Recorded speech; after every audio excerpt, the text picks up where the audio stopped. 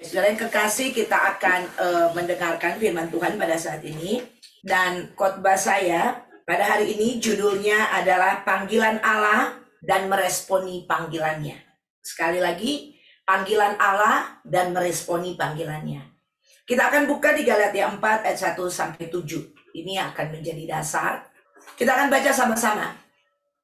Yang dimaksud ialah selama seorang ahli waris belum akil balik, sedikit pun ia tidak berbeda dengan seorang hamba. Sungguh pun ia adalah tuan dari segala sesuatu. Tetapi ia berada di bawah perwalian dan pengawasan sampai pada saat yang telah ditentukan oleh Bapaknya. Ayat 3, demikian pula kita. Selama kita belum akil balik, kita takluk juga kepada roh-roh dunia. Ayat 4. Tetapi setelah genap waktunya, maka Allah mengutus anaknya yang lahir dari seorang perempuan dan takluk kepada hukum Taurat. Ayat 5, ia diutus untuk menebus mereka yang takluk kepada hukum Taurat, supaya kita diterima menjadi anak. Dan karena kamu adalah anak, maka Allah telah menyuruh roh anaknya ke dalam hati kita yang berseru, ya Aba, ya Bapa. Ayat 7, jadi kamu bukan lagi hamba, melainkan anak. Jikalau kamu anak, maka kamu juga adalah ahli-ahli waris oleh Allah. Saudara yang kekasih, ayat kunci nanti yang akan saya bahas adalah ayat 1 dan ayat 7. Ya, nanti yang akan saya bahas dengan beberapa ayat lainnya yang akan saya tampilkan.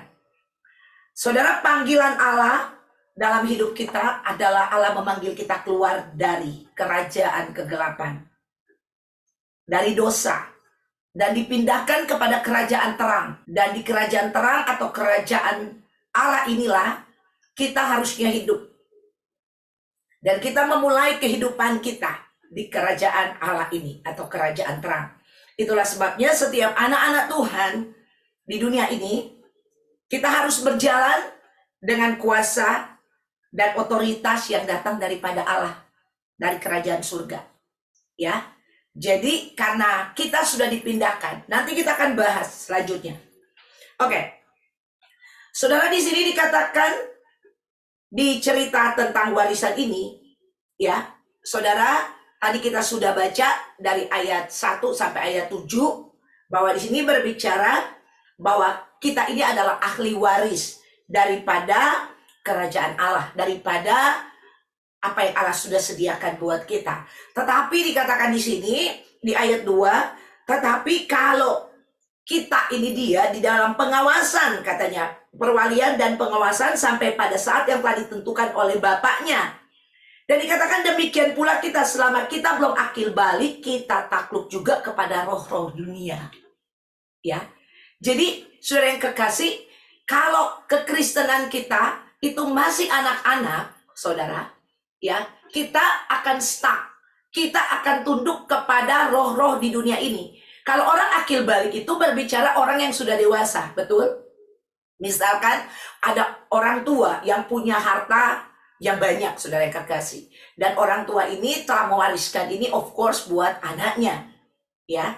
Dan orang tua ini bikin surat warisan. Dan anak ini akan menerima surat warisan ini kalau anak ini udah akil balik. Artinya anak ini sudah mengerti arti warisan dan anak ini bisa mengelola warisan tersebut.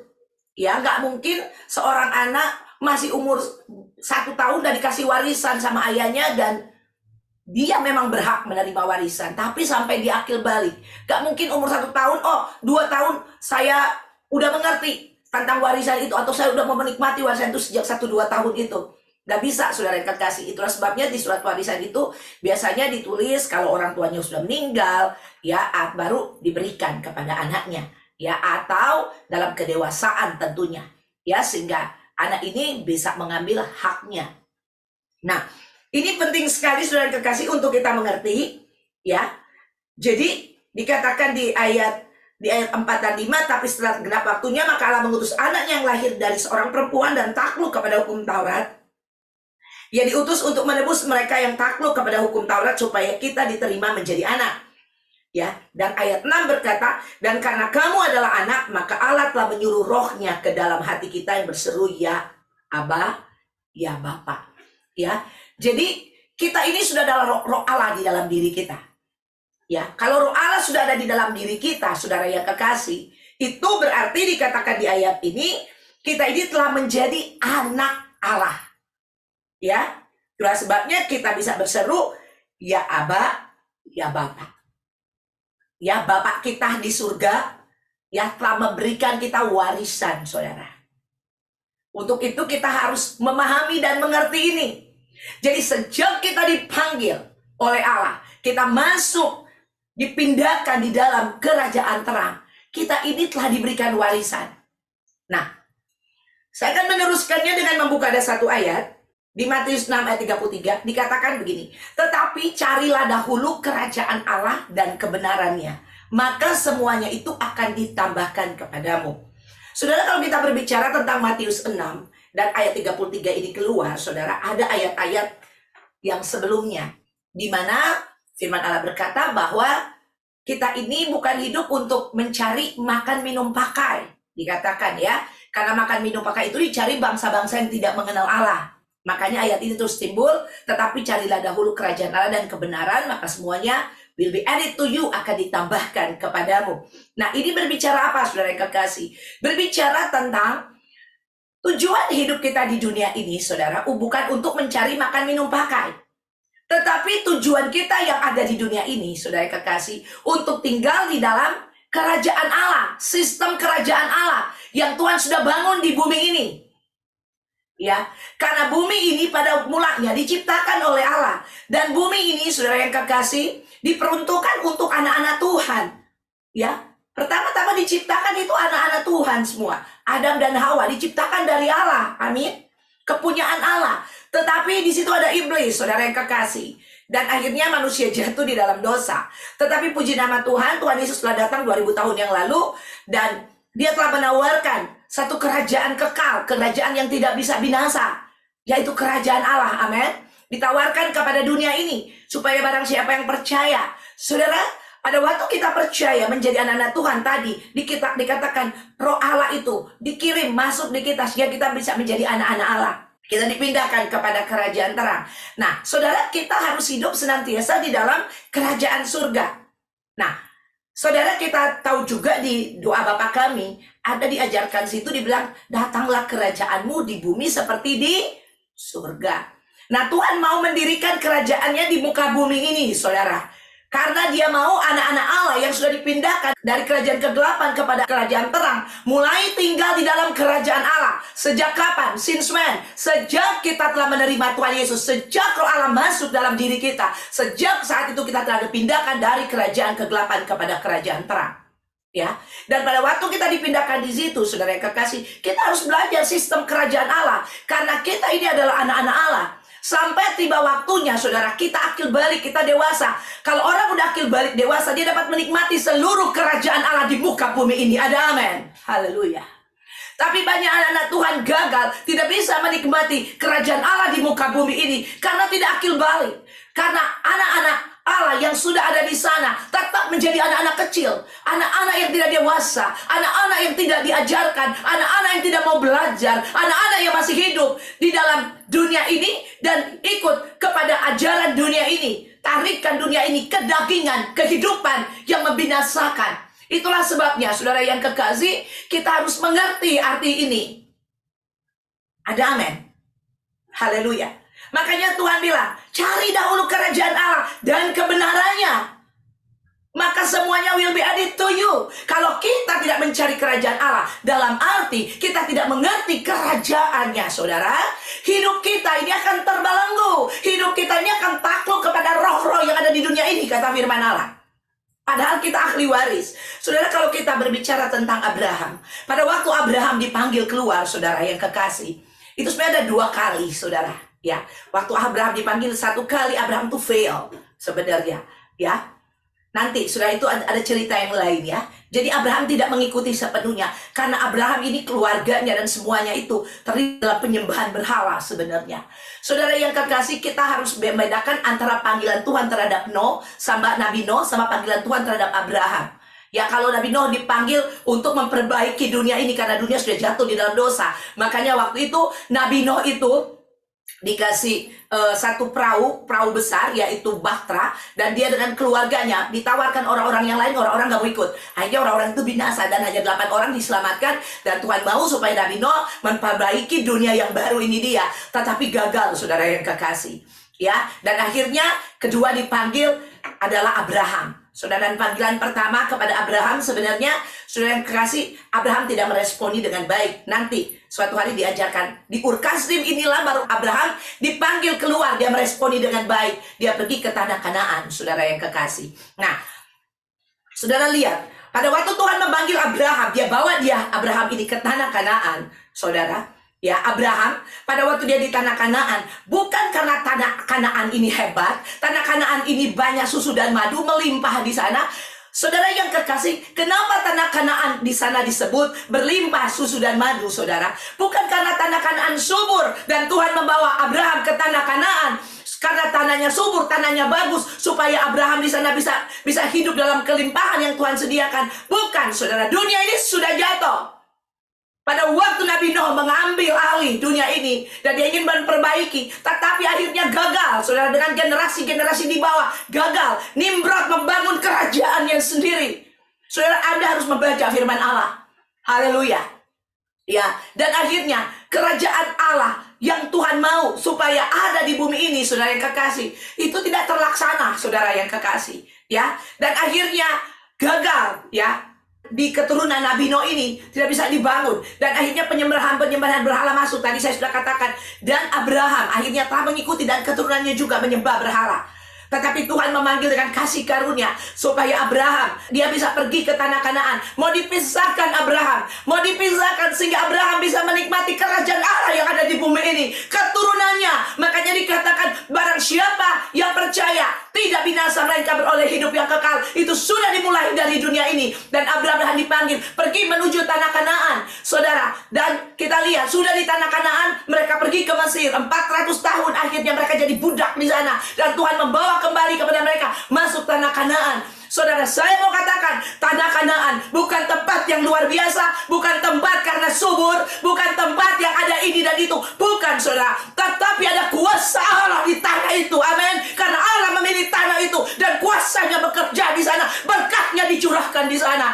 Saudara yang kekasih, bukan masalah tempat, tetapi kehadiran Allah penting dalam hidup ini. Haleluya. Kerajaan Allah, makanya Tuhan katakan, cari dahulu kerajaan Allah dan kebenarannya, baru semuanya will be added to you. Tapi banyak kita cari sesuatu ya yang will be added to you, perkara-perkara dunia ini yang yaitu makan, minum, pakai. Kita cari mati-matian, kita overtime mati-matian, kita tidak tidur untuk mencari ini. Tapi bagi kerajaan Allah kita tidak sungguh-sungguh. Saudara yang kekasih, orang yang mencari makan, minum, pakai, dikatakan di dalam Matius, saudara, seperti bangsa-bangsa yang tidak mengenal Allah. Sekarang Anda paham, mengerti akan hal itu. Saudara, bukannya Tuhan tidak mau memberikan makan, minum, pakai. Tuhan bilang, aku tahu apa yang kau perlukan, tapi cari dahulu kerajaan dan kebenaran, dan segala sesuatu akan ditambahkan bagimu. Ada amin. Kalau engkau tinggal dalam sistem kerajaan Allah, saudara yang kekasih, segala sesuatu dibilang akan ditambahkan bagimu. Ya, saudara, ini kita harus paham. Jangan cuma kita ngerti, oh Tuhan mati, kasih karunia Tuhan sudah diberikan kepada kita, kita diampuni dosanya, oh suatu hari nanti kita masuk dalam surga, dan di dunia ini gak apa-apa. Kita nyanyi lagu, walaupun saya susah menderita dalam dunia. Kalau menderita memberitakan Injil, yes. Tapi kalau menderita kan ada tidak tinggal dalam kerajaan Allah, saya tidak setuju. Ada amin. Saudara yang kekasih, kita harus paham, harus mengerti sebagai gereja Tuhan. Untuk itu, supaya kita jadi ombang-ambing sama dunia ini, kita harus akhir balik, sehingga kita bisa menerima warisan dan menikmati warisan itu. Since when? Sejak kita ada di dunia ini, ada amin. Karena kita telah dipindahkan dari kerajaan kegelapan kepada kerajaan yang terangnya yang ajaib. Ada amin. Beri kemuliaan bagi dia. Nah ini, ya, kerajaan Allah. Ini yang paling penting dalam kehidupan kita. Nah, saudara, kalau kita sudah di dalam kerajaan Allah, kita harus belajar di sana. Ya, kalau kita baru pindah tempat, ke suatu tempat kita harus belajar. Saya pindah dari Indonesia 20 tahun yang lalu, saudara yang kekasih, ya, pindah ke Amerika. Saya harus belajar budaya di sini. Saya harus belajar bahasa di sini. Saya harus belajar daerah yang tempat saya tinggal, di mana supermarketnya, di mana pasarnya, di mana ininya, di mana itunya. Saya harus belajar, ya, untuk segala sesuatu, karena baru buat saya. Dan tambah lama tambah saya mengerti, tambah lama tambah saya tahu. Saudara kalau ke sini, khususnya di kota ini, Anda mau kemana pun saya tahu ajak Anda kemana. Ya, saya tahu, saya nyetir mobil, saya bawa Anda keliling kota ini, saya udah tahu kota ini, saudara. Ya, karena saya udah tinggal lama di kota ini. Saya udah belajar, saya udah tahu. Saudara yang kekasih, seseorang yang, tapi kalau misalnya saya pindah nih dari Indonesia, saya ada di sini, tapi saya cuma ada di rumah aja, nggak mau kemana-mana. Saya nggak mau belajar tahu kota ini, saya nggak mau tahu pasar ada di mana, ini ada di mana, saya nggak mau tahu tetangga saya nggak mau tahu sekelilingnya. Saudara, saya bisa puluhan tahun tinggal di Amerika, tapi saya nggak ngerti kemana. Betul? Karena saya nggak mau belajar, nggak mau tahu. Begitu juga Anda, sejak Anda dilahirkan di dalam roh, Anda sudahlah milik Tuhan. Kita adalah anak-anak Allah, kita adalah pewaris. Tetapi kalau kita tidak belajar, kita tidak mengerti. Kalau kita belajar begini nih, misalnya contoh supaya Anda lebih mengerti. Oh, supermarket di sana, di mana? Di jalan ini. Tapi kalau Anda tidak pernah pergi ke supermarket, Anda nggak tahu benar ada di mana exactly-nya. Nah, begitu juga pada waktu diajarkan firman Allah, Anda harus ambil itu, apply dalam hidup kita. Hidup firman Tuhan itu sehingga Anda bisa mengalaminya. Anda tahu persis inilah firman Tuhan, inilah kebenarannya. Ada amin. Haleluya. Bukan cuma, aduh dahsyat, luar biasa, tapi Anda nggak pernah ngalami. Kenapa? Karena Anda tidak pernah apply itu dalam hidupmu. Anda tidak menjadikan firman Tuhan itu satu kehidupan buatmu. Makanya Anda nggak pernah lihat Tuhan. Haleluya. Ayat berikutnya, coba kita lihat lebih dalam lagi nih ayat 1 nih, coba. Di Galatia 4 ayat 7. Jadi kamu bukan lagi hamba melainkan anak. Jikalau kamu anak, maka kamu juga ada Allah, ahli waris oleh Allah. Ya. Siapa di sini anak Allah? Anak-anak Allah. Kalau kita anak-anak Allah, kita ahli waris. Ya, ini jelas.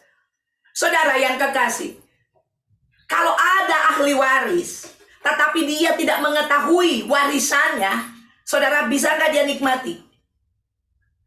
Gak bisa.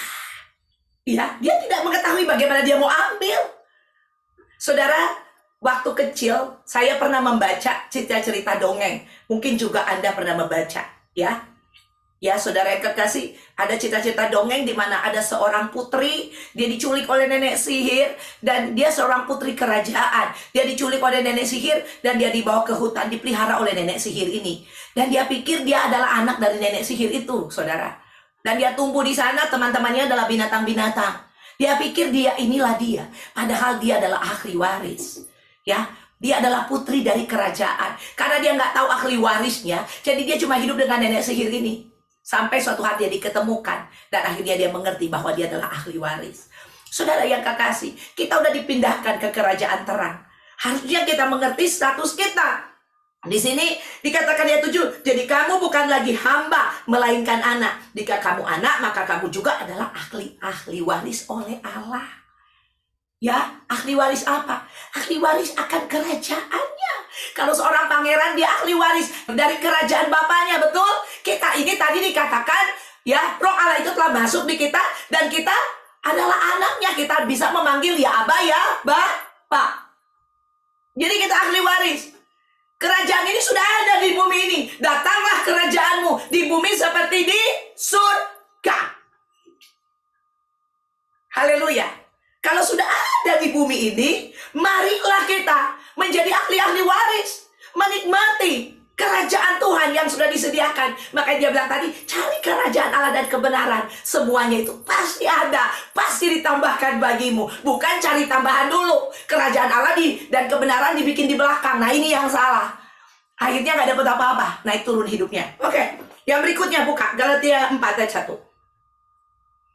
Nah, ini perhatikan, yang dimaksud ialah selama seorang ahli waris belum akil balik, sedikit pun ia tidak berbeda dengan seorang hamba. Sungguh pun ia adalah tuan dari segala sesuatu. Ini jelas. Tambah jelas lagi, saudara yang kekasih. Benar? Ya, jadi kita gak beda seperti hamba. Ya, Hamba itu dia, kalau kita belajar perbedaan hamba dengan anak, beda banget. Kalau hamba itu ngikutin hukum-hukum, ya, oke. Kalau dibilang begini sama nyonyanya, bangun pagi-pagi, kamu nanti cuci baju, habis cuci baju, kamu bikin sarapan pagi, sudah bikin sarapan pagi, nanti ngepel, nanti kamu ini sampai malam, udah dikasih jadwal. Ya nyonya, karena dia dibayar oleh nyonyanya. Kita bukan seperti itu. Kita adalah pewaris. Amin, dari kerajaan Tuhan yang ada di muka bumi ini, dan nanti kerajaan Allah nanti. Ya, suatu hari nanti kita akan masuk Yerusalem baru. Itu kerajaan Allah di mana kita akan memerintah di sana bersama-sama dengan Allah. Ada amin? Karena kita adalah ahli waris kerajaan Allah. Tetapi itu sudah harus dibangun di dunia ini. Makanya datanglah kerajaanmu di bumi seperti di surga. Harusnya kita nikmati kerajaan ini. Saudara, kalau Anda nanti mau belajar tentang ini, memang saya nggak bisa khotbahkan terlalu banyak, terlalu panjang di sini, tetapi saya rindu supaya Anda yang belum mengikuti sel group, join sel group, dan kita akan belajar di sana. Hanya siapa yang mau belajar? Ayo, Anda boleh tanya apa aja, saudara, di sel group nanti. Anda siapkan pertanyaan ini. Ya, Galatia, tadi dikatakan, yang dimaksud ya selama seorang ahli waris belum akhir balik, sedikit pun ia tidak berbeda dengan seorang hamba. Saudara, itulah sebabnya ada banyak orang karena belum akil balik, dia nggak beda, cepat banget jatuh di dalam dosa. Ya, cepat banget, saudara, kedagingan menguasai dia. Karena apa? Dia belum akil balik. Ya, hidupnya kadang percaya, kadang enggak. Pada waktu ada tantangan, ada situasi, ada keadaan, cepat mundurnya.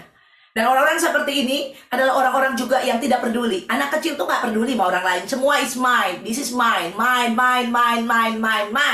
Punya saya. Kalau Anda melihat dirimu masih egois, semua milik saya, tidak berani melepaskan itu dan menjadi berkat, menjadi saksi, Anda belum akil balik. Kalau orang udah akil balik di dalam satu titik di mana dia tidak egois lagi, orangnya akil balik. Saya udah akil balik sebagai seorang perempuan, saudara. Saya udah punya anak-anak, saya memasak buat anak saya bertanggung jawab buat anak saya. Saudara, seorang yang bertanggung jawab kepada keluarga adalah orang yang akil balik di dalam keluarga. Ada orang menikah tetapi masih childish, kekanak-kanakan. Bukan masalah umur, saudara. Ya, tapi masih kekanak-kanakan. Ada orang umur udah 20 tahun, 23, tapi masih kanak-kanakan. Ambil keputusan gak bener, plin-plan. Ya, seperti itu dia, kadang mundur. Tetapi ada orang yang masih umur mungkin 20 tahun, tetapi orang itu sudah dewasa, saudara. Dia bisa mengambil keputusan, iya di atas iya, tidak di atas tidak. Orang yang seperti ini akan maju secara progres. Tetapi kalau orang maju kena, mundur kena, nggak akan maju, tetap ada di situ, tidak pernah bertumbuh, tidak pernah bisa melihat apa-apa. Nah, kerohanian kita seperti apa juga ditentukan sama kita, saudara yang kekasih. Untuk itu kita harus mengambil keputusan-keputusan yang benar selama kita hidup. Dan kalau keputusan yang benar yang kita ambil sesuai dengan firman Tuhan, jangan pernah takut, maju terus. Ya, saudara yang kekasih, dan Anda akan sampai di titik akhir balik. Di situ akan melihat kemuliaan Tuhan yang sesungguhnya, kerajaan Allah yang sesungguhnya itu akan terjadi di dalam hidup. Akhir balik sangat penting sekali. Coba kita lihat.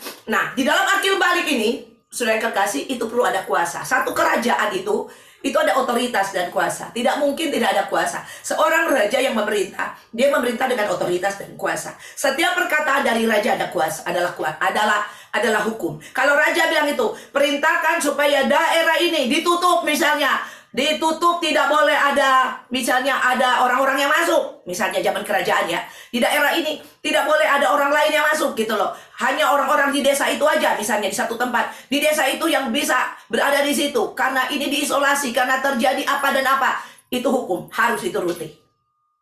Ya, kalau kerajaan, kita nggak bisa bilang gini, oh terserah kita mau atau nggak bisa. Pada waktu di situ, raja memerintahkan, itu menjadi satu hukum, orang yang melanggar akan kena hukuman. Kalau berbicara kerajaan. Oke? Nah, sudah kita akan lihat tentang kuasa ini. Coba dibuka dulu. Di Kisah Rasul 1 ayat 8. Dikatakan di sini, tetapi kamu akan menerima kuasa kalau Roh Kudus turun ke atas kamu. Dan kamu akan menjadi saksiku di Yerusalem, dan di seluruh Yudea, dan Samaria, dan sampai ke ujung bumi. Nah, saudara perhatikan di sini. Ya. Jadi berbicara tentang kuasa. Berbicara tentang kuasa ini berbicara tentang kedaulatan pemerintahan surga yang ada di bumi ini. Harus terjadi dan harus dijalankan secara benar. Ya, Dan sebenarnya kedaulatan pemerintahan surga ini yang sudah ada di bumi ini, saudara yang kekasih, kalau kita hidupi, kalau kita ada di dalam kedaulatan ini, saudara yang kekasih, kita adalah umat yang lebih daripada pemenang. Ya, karena setiap firman Tuhan itu berdaulat. Amin. Kerajaan Allah itu berdaulat, saudara. Dan iblis sudah dikalahkan 2000 tahun yang lalu. Pada waktu Yesus di atas kayu salib, saudara, dia bilang, it is finished. Dia sudah menyelesaikannya secara sempurna. Bahkan 3 hari, dia turun dalam kerajaan maut. Yesus itu mati 3 hari. Jangan cuma kita tahu, oh dia mati 3 hari. Yesus mati hari Jumat, bangkitnya waktu Passover, Pasca, ya. Pasca, Yesus bangkit gitu loh. Dan kalau Pasca itu cari telur. Ada banyak loh orang-orang yang sudah ikut Tuhan puluhan tahun cuma tahu Paskah cari telur. Ya, saudara yang kekasih, tidak mengerti arti Paskah sesungguhnya, tapi pergi gereja karena tidak pernah belajar di sistem kerajaan Allah. Makanya pengetahuannya cuma seperti itu. Ada firman Allah berkata bahwa umatku tersesat karena kurang pengetahuan. Saudara, kita perlu pengetahuan. Kita perlu belajar firman Tuhan. Tetapi firman Tuhan ini jangan dijadiin sejarah. Tahu sejarah? Waktu saya khotbah kayak gini ada gini. Wow, kagum firman Tuhannya. Luar biasa. Pastor Desi membawakannya dahsyat. Firman Tuhan. Haleluya, amin. Ya, ini cuma sejarah. Firman Tuhan itu adalah good news. Berita sukacita buat kita. Berita baik buat kita. Ada amin. Kalau berita ini good news, berita baik buat kita, Anda harusnya take it. Ambil itu. Apply it. Ya. Dalam hidupmu. Sehingga itu menjadi kenyataan. Tapi banyak kita cuma sampai di kekaguman. Betul? Amin. Amin. Aduh, firmannya dahsyat, luar biasa. Tapi tidak pernah mengalami kedahsyatan daripada firman. Hello? Betul? Ya? Kita lihat. Di khotbah itu Tuhan Yesus memberi makan 5.000 orang. Kita lihat Tuhan Yesus menyembuhkan orang lumpuh. Selama 30 tahun lumpuh. Ya, sejak dari lahir lumpuh. Dan Tuhan Yesus mencelikan mata yang buta-buta sejak lahir. Misalnya, seperti itu. Waduh, kagum. Wow, luar biasa. Dahsyat Tuhan kita. Waduh, amin, amin. Tapi sakit tetap sakit. Tidak pernah lihat kesembuhan ilahi terjadi dalam hidup. Seharusnya kita lihat. Kalau Tuhan Yesus bisa menyembuhkan ini. Dia bisa membangkitkan orang mati. Kalau 2000 tahun yang lalu dia mengerjakan itu. Kuasanya tidak berubah. Dahulu, sekarang, sampai selama-lamanya. Aku juga mau mengalami itu. Ada amin. Haleluya. Nah, ini dia kerajaan yang telah diturunkan di muka bumi ini. Kalau Anda belajar tentang kuasa, saudara yang kekasih, ya, banyak anak-anak Tuhan, saudara, tidak mengerti arti kuasa. Bagaimana dia mempertahankan kuasa Tuhan di dalam hidupnya kalau dia tidak mengerti arti kuasa yang ada, yang sudah diberikan kepada kita. Itulah sebabnya tadi di ayat tadi, coba tampilkan lagi. Dikatakan apa? Tetapi kamu akan menerima kuasa kalau Roh Kudus turun ke atas kamu. Ingat, tadi kita udah baca. Sejak Roh Kudus masuk dalam hidup kita. Betul? Kita menjadi anak-anak Allah. Ya, sudah ada kuasa di dalam kita. Roh Kudus telah turun atas kita. Dan dikatakan kamu akan menjadi saksiku di Yerusalem dan di seluruh Yudea dan Samaria dan sampai ke ujung bumi. Waduh, luar biasa. Ya, targetnya itu apa, saudara kekasih? Targetnya sampai ke ujung bumi. Artinya apa? Dimanapun kita menginjakkan kaki kita akan menjadi berkat. Kita akan menjadi saksi Tuhan. Amin. Nah, saudara yang kekasih, kalau Anda mau jadi saksi, Anda harus ngalamin dulu dong Tuhan, baru bisa jadi saksi. Kalau nggak pernah ngalamin Tuhan, gimana Anda mau jadi saksi? Tidak pernah mengalami kebaikan Tuhan, bagaimana Anda mau jadi saksi menyalurkan kebaikan itu kepada orang lain? Banyak orang kita lihat sangat selfish, hanya mementingkan dirinya, apa-apa dirinya. Ya, tidak pernah care sama sekeliling kita, tidak peduli dengan orang lain. Mau orang lain mau hidupnya hancur kek, orang lain mau nggak makan kek, yang penting keluarga gua makan, yang penting keluarga gua nggak hancur. Tuhan nggak pernah ngajarin kita kayak begitu. Dia mengajarkan kita yang tadi, kalau kuasa itu turun, kamu akan menjadi saksi di Yudea, Samaria, sampai ke ujung bumi. Amin. Seperti itu, kita akan menjadi saksi di keluarga kita, di lingkungan kita, bahkan di kaki, di mana kaki kita berada. Kita akan jadi saksi. Jadi saksi itu nggak dibuat-buat. Ya nggak bilang begini, orang tua, kamu ini ada tamu mau datang ya. Nah, nggak boleh ya, nggak boleh ngomong-ngomong kayak gini. Harus yang cakep ya, biar orang-orang lihat kamu anak-anak baik. Nggak kayak gitu. Jadi saksi itu udah dari dalam. Ya, dan dari dalam saudara itu akan terpancar keluar. Amin. Haleluya. Ya, pengetahuan itu dari dalam. Anda harus mengerti dari dalam. Waktu pengetahuan itu masuk, Anda akan bertingkah dengan pengetahuan itu.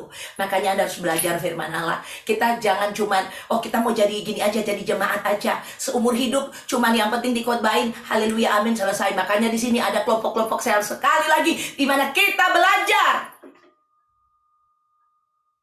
Sehingga kita mengerti kuasa yang telah diberikan kepada kita. Saudara Petrus, kalau Anda baca tentang Petrus, saudara, sebelum dia menerima kuasa ini, sebelum kerajaan ini ditegakkan di dalam kehidupannya, saudara, apa yang terjadi?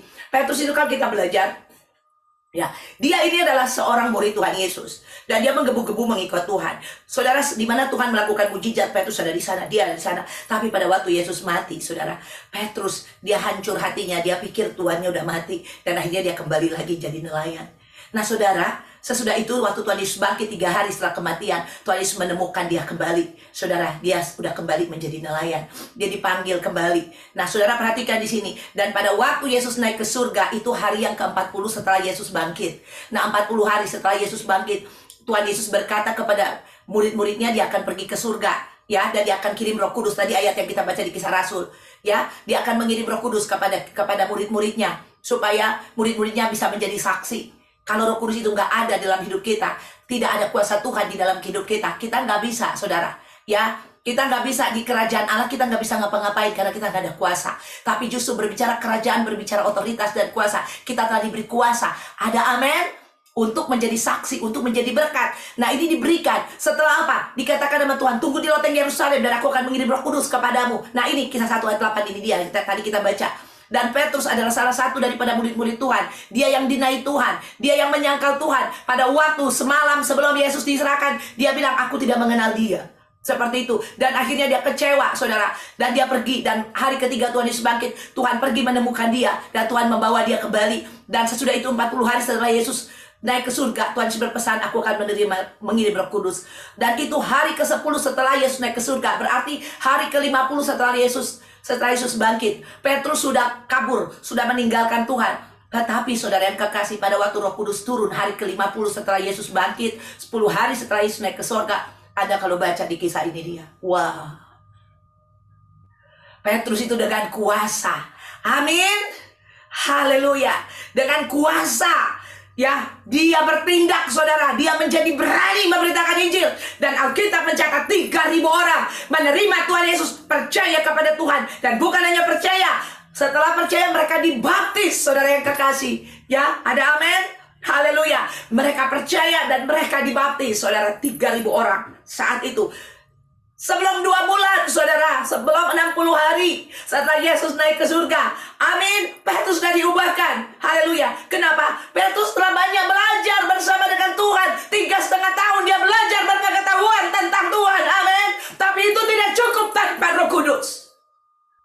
Makanya firman Allah berkata, Roh memimpin kita pada seluruh kebenaran. Kebenarannya, firmannya harus ada, tetapi Roh juga harus bekerja, karena dia adalah pribadi yang akan memimpin pada seluruh kebenaran. Ini kuasa. Amin. Ini kuasa. Dan Anda sudah memiliki Roh Kudus di dalam hidupmu. Sekarang Anda harus belajar firman Tuhan lebih dan lebih lagi. Sehingga kuasa Roh Kudus ini akan bekerja kepada firman-firman yang Anda miliki. Dan firman-firman ini akan menjadi kenyataan. Inilah kerajaan Allah di muka bumi ini. Makanya kalau Anda belajar tentang Petrus, sungguh powerful. Dia lewat bayangannya menyembuhkan orang. Dan di Yerusalem dikatakan orang-orang sakit dari berbagai tempat itu dibawa di jalanan di mana Petrus akan lewat. Mereka taruh di pinggir-pinggir jalan karena Petrus akan lewat. Petrus bukan bayangan yang menyembuhkan orang, tetapi kuasa dan otoritas Allah ada di dalam diri Petrus. Ada amin. Haleluya. Kuasa dan otoritas Tuhan ada dalam dirimu dan saya. Harusnya kita menjadi berkat, menjadi saksi. Bukan kita, saudara. Bukan menjadi berkat, bukan menjadi saksi. Tetapi ada, saudara, menjadi orang-orang yang tidak membawa sukacita, tidak membawa damai. Menjadi orang-orang ya yang troublemaker. Saudara yang kekasih, saya udah ikut Tuhan, saya udah percaya. Anda belum akhir balik. Anda sanggup sampai ke titik akhir balik. Dan kuasa itu akan bekerja di dalam dirimu. Dan ayat yang terakhir, kita buka. Tetapi Stefanus yang penuh dengan Roh Kudus, menatap ke langit, lalu melihat kemuliaan Allah, dan Yesus berdiri di sebelah kanan Allah. Saudara, kalau kita belajar tentang kisah 7 ini, ya, bagaimana Stefanus, dia ini sedang dilacang, saudara, karena dia menyaksikan tentang siapa itu Yesus, saudara, ya. Dan dia itu dilempari batu, ya. Jadi nggak tahan, ya. Orang-orang pada saat itu, bahkan ahli-ahli agama nggak tahan mendengar nama Yesus yang diberitakan oleh Stefanus, saudara yang kekasih. Dan akhirnya mereka mulai melempari batu. Kalau Anda belajar kisah ini, dia melihat roh. Dikatakan Stefanus yang penuh dengan roh itu, dia melihat kemuliaan Allah di tengah-tengah situasi dan keadaan, saudara, ya. Dunia ini yang coba menghancurkan, tapi Stefanus dia tetap tinggal di dalam kerajaan yang tidak tergoncangkan. Ada amin. Di tengah-tengah situasi dan keadaan, saudara, dia melihat kemuliaan Allah. Karena dia apa? Penuh dengan Roh Kudus. Ini udah akhir balik, ya. Ini udah akhir balik. Dunia ini tidak bisa memberhentikan dia. Dunia ini tidak bisa menghancurkan dia, ya. Dan orang-orang yang akhir balik, orang-orang yang bisa melihat kemuliaan Tuhan terjadi atas hidupnya. Banyak kita nggak ngerti arti kemuliaan Tuhan. Apa sih kemuliaan Tuhan, saudara? Banyak kita nggak mengerti. Kita tidak bisa memisahkan kuasa dengan warisan yang Tuhan berikan kepada kita. Amin. Kalau warisan itu ada tapi tidak ada kuasa, saudara yang kekasih, kita tidak bisa untuk menikmati itu semua. Saudara, andaikan begini contoh. Misalkan saya ini pemilik dari tanah itu, dan tanah itu sudah diduduki oleh orang. Ya, bagaimana saya ambil tanah itu untuk berebut tanah itu, saudara? Saya perlu bawa sertifikat dan kasih tunjuk. Dan sertifikat inilah adalah kuasa untuk menunjukkan bahwa orang itu harus meninggalkan tempat itu karena itu milik saya. Amin. Ya, saudara yang kekasih, itu secara otomatis karena itu hukum, saudara. Saudara, Tuhan, setiap firman Tuhan itu ada hukum, adalah hukum. Tetapi kalau kita tidak mempergunakan hukum ini, saudara yang kekasih, saya tidak bawa sertifikat itu, orang itu tetap tinggal di situ. Saudara, firman Tuhan harus dipergunakan setiap hari. Orang-orang yang akil balik, orang-orang yang mempergunakan kuasa firman Allah itu dalam hidupnya. Dan pada waktu firman Tuhan itu dipergunakan, kuasa Roh Kudus bekerja dan membuat firman-firman Tuhan ini menjadi kenyataan, saudara yang kekasih. Amin. Haleluya. Saudara, firman Tuhan itu kita perlu belajar. Kita perlu siapkan waktu untuk belajar firman Tuhan. Dan firman Tuhan ini, saudara, pada waktu kita membaca, kita dapat wahyuan. Waktu kita dapat revelation, kita dapat wahyuan. Artinya firman Tuhan itu berbicara kepada kita. Dan firman Tuhan ini bukan hanya sampai di revelation, sampai diberikan kepada kita sebagai milik kita. Tetapi bukan hanya sampai di situ, saudara. Firman Tuhan itu harus direflection, harus direfleksikan. Harus terjadi dalam hidup kita. Amin. Ini kuasa. Makanya firman tanpa Roh Kudus itu mati. Kalau Anda baca firman Tuhan nggak ngerti-ngerti, itu Anda nggak dipimpin oleh Roh Kudus. Tapi Anda boleh minta Roh Kudus untuk memimpin saya. Bukakan rahasia-rahasia kebenaran. Saudara, saya ini orang yang sama dengan Anda. Tetapi saya ngotot terhadap minta Roh Kudus, buka Tuhan, buka, aku nggak ngerti, buka, sampai saya mengerti. Kadang-kadang waktu saya baca, saya belum mengerti, terus Roh Kudus tolong, kiraan saya udah mengerti, once I understand, saya mengerti satu, semua terbuka, gate itu terbuka buat saya, amen, dan saya masuk di dalamnya, saya menikmati seluruh firman Allah yang Tuhan bukakan bagi saya, amin. Itulah sebabnya, saudara, kalau saya berkhotbah, saya ingin menyampaikan kebenaran firman Tuhan yang adalah ya dan amin, haleluya, sehingga Anda dapat menikmati kuasa, otoritas, dan firman itu terjadi atas hidupmu. Saudara yang kekasih, saya akan mengakhiri firman Tuhan ini. Ya, saudara, kalau Anda mau melihat kemuliaan Tuhan, Anda mau melihat sesungguhnya kebenaran kerajaan itu di-establish, terjadi atas hidupmu, dan Anda tinggal dalam sistem kerajaan Allah, engkau harus hidupi.